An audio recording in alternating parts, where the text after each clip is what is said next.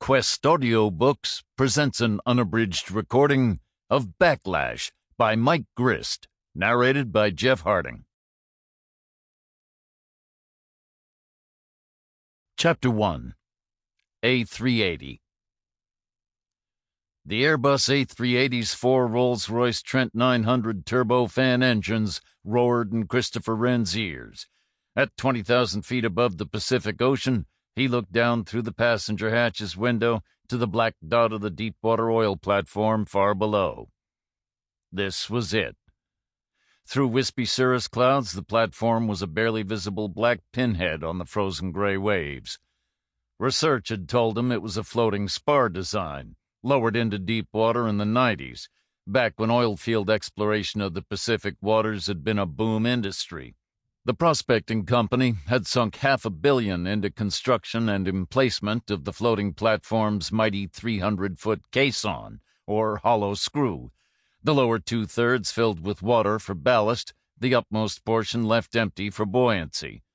Within days, it had been producing 100,000 barrels of crude a day. The underwater oil field lasted 11 years before it was tapped out. An investment returned many times over. International law mandated the platform be environmentally disassembled and returned to land. But that had never happened. Instead, it had been bought by a private buyer. 5 minutes to the drop window, came the pilot's voice in Wren's earpiece. Understood, Wren said, and turned to check on his four-strong team, geared in tactical suits. They looked out of place in the A380's cabin, surrounded by rows of empty passenger seats.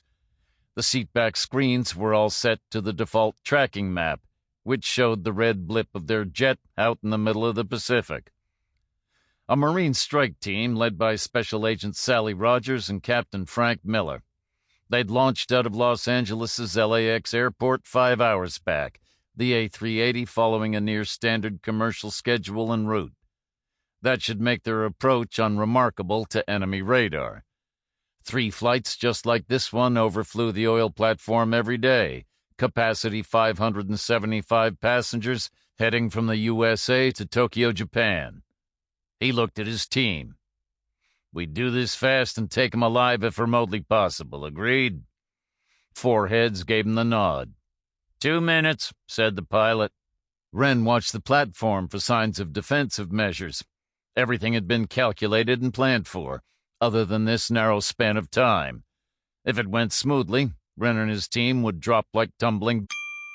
Sample complete. Ready to continue?